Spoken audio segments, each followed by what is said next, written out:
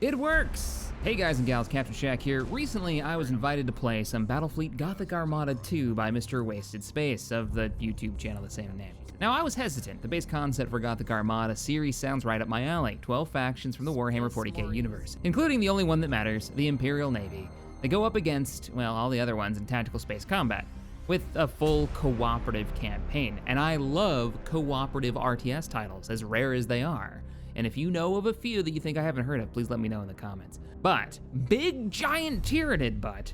We've been down this road before, myself and Wasted. We've tried it twice actually, live, in front of over 1,000 people streaming it here on this YouTube channel. We've tried twice to play this cooperatively, and first time was back in January of this year. Not too shabby. Except for the crazy damage I took from that ram. Anyways, co-op's looking good so far. I mean, it's got a few niggles, because it's still in sort of its beta stages, but it's definitely a fun one to co-op. I'm a little worried that we're not going to get back into the map, you know? I don't want to have to fight through those towers again. Oh god, and my game did. You what now? My game did just crash. Yep. And then again, after a patch came out stating that the co-op had been fixed about a month later. Come on, take out his engines. All right, that's the mission for me. I just got objective complete for everything. Okay, hope yours works better than Last mine. traitor vessel destroyed. Mine's stuck in an infinite loop of loading the next map, then giving me the audio for the first map, and then trying to load the next map, at which point it gives me the audio for the first map. And then it tries to... Okay.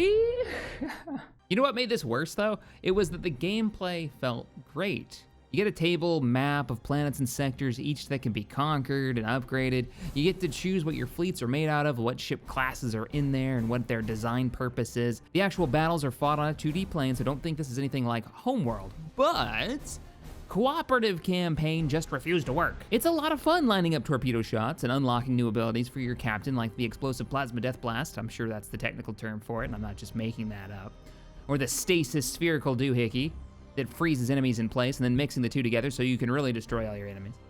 Anyway, I relented and jumped in for a stream this past week with Wasted over on the Twitch side of things. Sure enough, as the title of this video states, it works. I'm happy to report back to you fine citizens of the Emperor that it is a solid playing title. If you're not a citizen or a Xeno, wait right there. Someone with the Imperial will be along shortly. So there was no crashing. There were some strange choices that made the cooperative mode work that they added in there. Like, well, they take a little getting used to. Like having to assign the players' units to them each time you start up a battle on who can control what ships. And that the client connecting, we weren't able to buy, or I wasn't able to buy any of the vessels from the shipyards. I had to request the units that I wanted to buy from my cooperative buddy, who you share resources with. So don't think you'll be playing your own particular faction, more like a subset, at least for the Imperial campaign. I was playing, of course, as the Imperial Navy, and Wasted with the Space Marines. They're actually quite different, and even the models look different. The art is different. It's pretty good.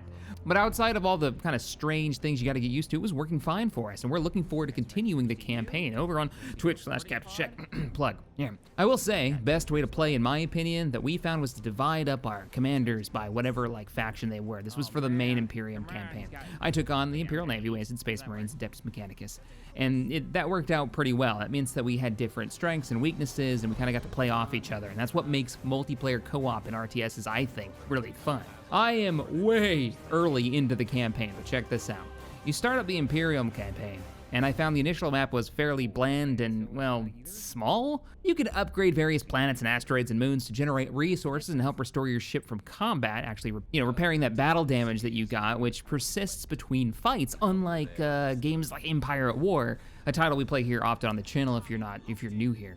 It's a feature I've always wanted for that game. Knocking out the engines of a capital ship shouldn't be repaired just because you made it back to the battle map, the strategic map. It should stay there for a bit, and the more damage you take, the longer it should take to repair, and that's exactly how it works in this. It was cool seeing Katie on the map, even if it was a tiny map. The planet broke before the guard did, just saying. But is this it? No, thankfully, this is not it. It opens up more after you finish this early mission portion of the campaign. It took us about 4 hours of streaming, but we finally got there, is what the map actually looks like. I think we're still kind of unlocking it. And this is just one of the campaigns. Wasted's chomping at the bit to play the dirty Xeno Necrons, but I'm pretty invested to see how the Imperial Navy and Space Marine ships work and look like as we unlock the big heavy hitters. And look is a key point here. The game is shipborn on the grandest of scales. It's very pretty. To everyone's dismay, there is no Orc campaign. They have the Chaos, the Necrons, the Nids, and the Imperium for full campaigns. How do you not have an Orc campaign, but you've got a Tyrannid campaign? That's bizarre to me. As in actually playing as the Nids as well, not just playing against them. I have no clue how that works. I'll report back later when I have a chance to try that faction out. Still, if you're like me and you missed out on this one and tried the multiplayer and it was broken back in the day, I'm happy to report that co-op is now working a year later. I don't know when they fixed it. It could have been fixed for a while.